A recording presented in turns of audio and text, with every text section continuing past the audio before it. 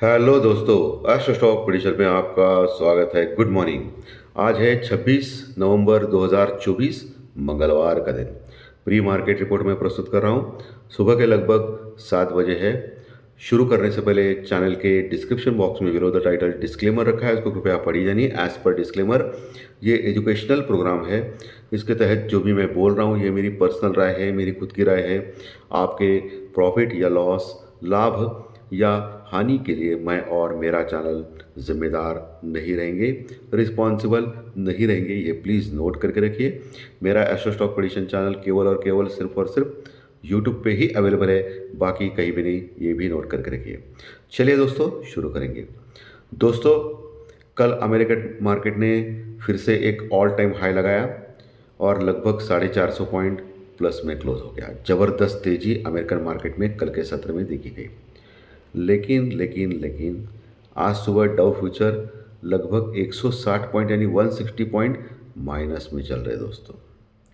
ज़बरदस्त गिरावट American market में।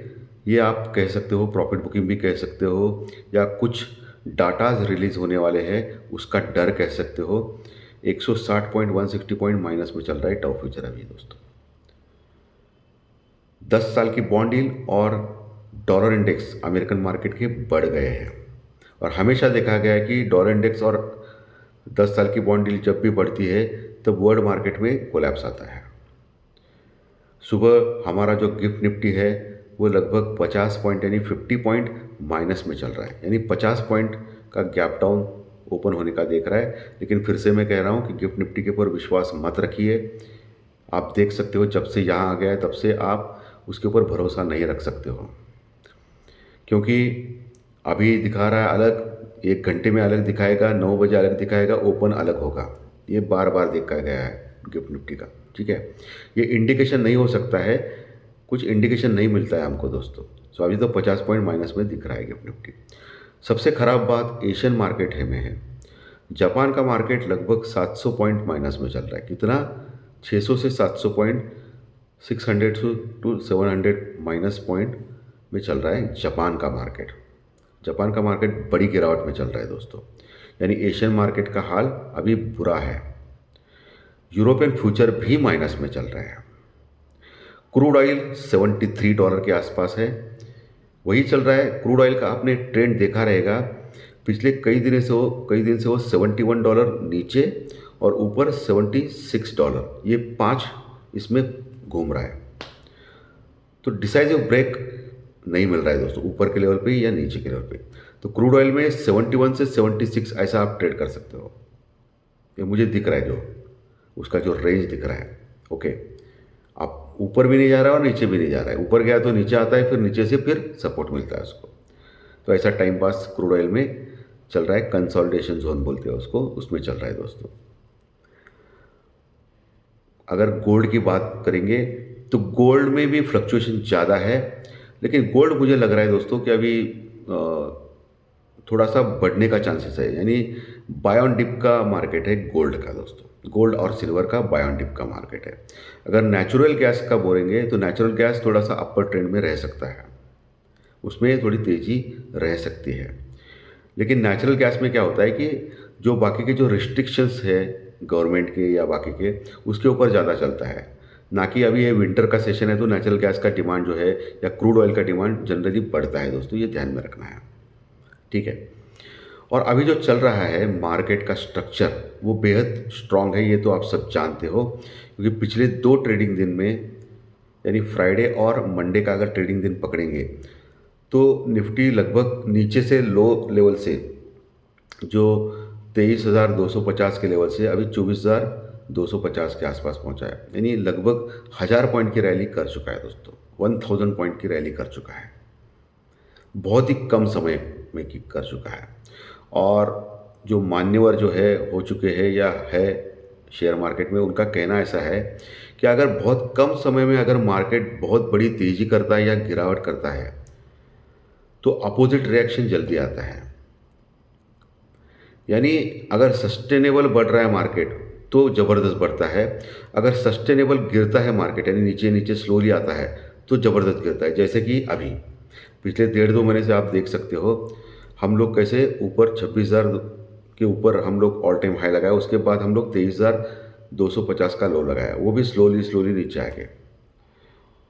अभी बढ़ गए तो एकदम अचानक से 1,000 पॉइंट, ये थोड़ा डाइजेस्ट करना थोड़ा सा कठिन है दोस्तों। इसके लिए आपको बहुत ही केयरफुल काम करना है, ये मैं बोल रहा हूँ। और वही सूत्र है मेरा, प्रॉपर हेजिंग करो, बस टेंशन थोड़ा कम रहेगा। हेजिंग में तो 100% प्रॉफिट होता है, ऐसी कोई गारंटी नहीं है, बट थोड़ा सा टेंशन कम होगा मार्केट में, क्योंकि मार्केट में अभी भी बड़े बड़े मूवमेंट्स होने वाले हैं। क्यों होने वाले हैं? इसका इंडिकेशन इंडिया विक्स है। इंडिया विक्स क्या दिखा रहा है? अभी भी 15.30 का लेवल दिखा रहा है, 15.30। और हमारा सूत्र क्या कहता है? 15 के ऊपर अगर इंडिया विक्स होता है तो डर का माहौल अवश्य होता है मार्केट में। इंडिया विक्स अगर 15 के नीचे लगातार जा रहा है तो फिर डर कम होता है। कल 5% गिरा, लेकिन तभी भी 15 के ऊपर अभी भी है दोस्तों कायम इंडिया विक्स। तो इसके ऊपर आपको देखना है। दूसरा, पुट कॉल रेशो पे देखना है। कल क्या हो गया? ऊपर के लेवल से हल्का हो गया निफ्टी। इसके लिए पुट कॉल रेशो जो ज़्यादा बढ़ा था 1.3040 के पास, वो अभी हल्का होके 1.1020 के पास आ गया है। तो पुट कॉल रेशो थोड़ा कम हो गया है, लेकिन अभी भी थोड़ा ज़्यादा है, लेकिन ओवरबॉट की पॉइंट से थोड़ा कम हो गया है। वही बैंक निफ्टी का भी वही है, 1.20 के आसपास है। तो पुट कॉल रेशो का तो कोई टेंशन नहीं है। कल एफआई ने एक चमत्कार किया कैश में। कल फॉरेन इन्वेस्टर्स यानी एफआई ने कैश में लगभग 10,000 करोड़ का बाइंग किया। कितना? 10,000 करोड़ का बाइंग किया, ज़बरदस्त बाइंग किया। लेकिन कहाँ ये जा रहा है? और ये जो आंकड़े बता रहे हैं कि कुछ उसमें ब्लॉक डील्स भी है, और कुछ जो अभी इंडेक्स में जो चेंजेस होने वाले हैं उसका जो वेटेज का, उसके चेंजेस के तौर के ऊपर ये बाइंग की गई है एफआई की ओर से, फॉरेन इन्वेस्टर की ओर से। सो ये 10,000 करोड़ की जो बाइंग दिख रही है वो एज टू एज लेने में खराब है, लेकिन आंकड़े तो है भाई 10,000 करोड़ की बाइंग यानी, लेकिन ये फोर्सेबल आंकड़े लग रहे हैं मुझे क्योंकि मार्केट में क्या हो रहा है कि एफआई ने जो भी स्टॉप लॉस लगाए रहेंगे वो सब स्टॉप लॉस ट्रिगर हुए रहेंगे, क्योंकि मार्केट ज़बरदस्त बढ़ा है, तेज़ी बहुत ज़बरदस्त बढ़ी है मार्केट में। सो शॉर्ट कवरिंग रैली से ये तेज़ी लगभग 70 से 80% शॉर्ट कवरिंग रैली से बढ़ी है, और सस्टेनेबल जो बाइंग है वो बहुत कम हो गई है। सो ये जो 10,000 करोड़ की जो बाइंग है वो शॉर्ट कवरिंग रैली के कारण भी हो सकती है, ब्लॉक डील्स के कारण भी हो सकती है, या जो एडजस्टमेंट्स है उसके कारण भी हो सकती है। उसके सामने बहुत दिनों के बाद डीआई को सेलिंग का मौका मिला या प्रॉफिट बुकिंग का मौका मिला। डोमेस्टिक इन्वेस्टर्स यानी हमारे लोग, म्यूचुअल फंड वाले, उन्होंने लगभग 7,000 करोड़ यानी 7,000 करोड़ के आसपास की कैश में सेलिंग की, यानी प्रॉफिट बुकिंग की। और ये प्रॉफिट बुकिंग करना बहुत बहुत इम्पॉर्टेंट है, क्योंकि पिछले कई महीनों से लगातार, सालों से लगातार हम लोग क्या कर रहे हैं? डीआई लगातार बाइंग कर रहा है। तो बाइंग करना, सेलिंग करने के बाद ही प्रॉफिट मिलेगा ना भाई, सिर्फ बाइंग करके कुछ फ़ायदा नहीं है उसका। तो 7,000 करोड़ के उसने सेलिंग कर दी, क्योंकि एफआई ने बाइंग की तो डीआई ऑब्वियसली सेलिंग करेगा। तो ये आंकड़े ज़रा मज़ेदार है दोस्तों। इसका असर आज क्या पड़ेगा वो देखना पड़ेगा।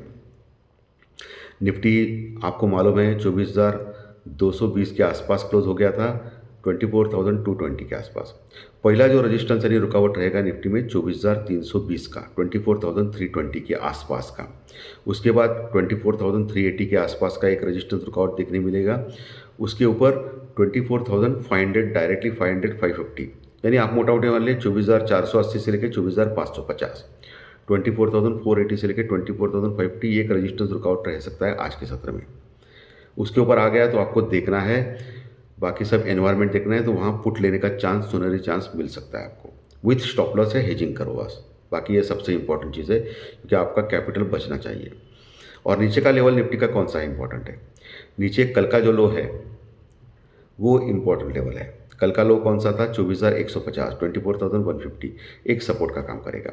उसके नीचे अगर जाता है तो 24,000, 24,050, 24,000, 24,050, ये लेवल्स आपको मार्क कर करना है। वहाँ तक जाने का दम कम रखता है निफ्टी दोस्तों, ये आप ध्यान में रखना है।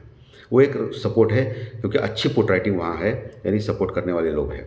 उसके नीचे 23,800 से 23,920, 23,800 से 850, ये मजबूत सपोर्ट है जहाँ ज़बरदस्त पुट राइटिंग है। यहाँ आने के बाद एक चांस लेना चाहिए बाय करने का, ऐसा मेरा मन कहता है। लेकिन वही है फॉर्मूला, स्टॉप लॉस है, हेजिंग का। 23,900 920 के पास भी एक सपोर्ट है दोस्तों। 23,800 के नीचे अगर नीचे जाता है तो फिर पहले जैसा ही फिर टोटली ख़राब हो जाएगा निफ्टी, ये ध्यान में रखना है आपको। वही बैंक निफ्टी 52,200 यानी 52,200 के आसपास क्लोज हो गया था कल के सत्र में, तो ज़बरदस्त तेज़ी में क्लोज हो गया था 700 पॉइंट के आसपास की। तो आज के जो इम्पोर्टेंट है वो 52,000 का लेवल है नीचे, ओके, क्योंकि अभी 50 पॉइंट का गैप डाउन हो रहा है निफ्टी में, जो गिफ्ट निफ्टी दिखा रहा है 50 पॉइंट का सुबह 7 बजे का। तो 52,000 का लेवल अहम रहेगा बैंक निफ्टी में सपोर्ट के तौर पे। अच्छा सपोर्ट मुझे बैंक निफ्टी में 51,500 से 51,650, 51,500 से 51,650 के आसपास लग रहा है दोस्तों, बहुत अच्छा सपोर्ट। उसके नीचे गया तो फिर मामला बिगड़ सकता है, और मामला इतना बिगड़ सकता है कि 51,000 तक भी बैंक निफ्टी जा सकता है, 51,000 51,200 तक भी जा सकता है, 51,000 51,200। ऊपर का लेवल कौन सा बैंक निफ्टी का अहम है? ऊपर का लेवल 52,500 550, 52,500 550, ये एक रजिस्टेंस वर्कआउट का लेवल रहेगा। उसके ऊपर गया तो 52,800 और 53,000 53,200, 53,000 53,200, ये एक रजिस्टेंस रुकावट के लेवल रहेंगे। बड़ा रजिस्टेंस यानी रुकावट जो कॉल राइटर्स का जोन है वो 53,000 का लेवल है दोस्तों, ये ध्यान में रखना है। तो लेवल सपोर्ट रेजिस्टेंस मैंने क्लियर कर बोला। स्टॉक्स कौन से अच्छे लग रहे हैं? हिंदुस्तान यूनिलीवर और एफएमजीजी का जो आईटीसी स्टॉक है अभी ऐसे कंडीशन में थोड़ा सा ठीक लग रहा है दोस्तों, ओके। बाकी के सब स्टॉक अभी जो 2 दिन के ये जो भौचाल आ गया है उसमें थोड़े से ओवरबॉट हो चुके हैं, सो ये नीचे गिर सकते हैं, ओके। और ये मेटल के स्टॉक्स के ऊपर भी आपको ध्यान रखना है, क्योंकि मेटल के स्टॉक्स में थोड़ा सा मूवमेंट मिलेगा। मैं ऐसा नहीं बोल रहा हूँ तेज़ी होगी, मूवमेंट्स मिलेगा। कल तो गिरावट हो गई, लेकिन मूवमेंट्स ज़्यादा मिलेगा, तो उसमें ट्रेडिंग के ऑप्शन में ट्रेडिंग करने के थोड़े से अच्छे मौके मिलेंगे मेटल स्टॉक में, तो इसमें ध्यान में रखना है। बाकी फार्मा ठीक लग रहा है। तो दोस्तों आज का प्रोग्राम अच्छा लगा तो लाइक दबाइए, कमेंट बॉक्स में कमेंट लिखिए, और जो नए दर्शक पहली बार चैनल देख रहे हैं वो सब्सक्राइब बटन जरूर दबाएं, ताकि आपको आने वाले सभी वीडियो इसी चैनल के ऊपर सिर्फ और सिर्फ यूट्यूब के ऊपर ज़रूर देखने मिलेंगे। धन्यवाद। फिर मिलेंगे ज्योतिष शास्त्र परीक्षण कार्यक्रम में शाम। Thank you very much. Thank you.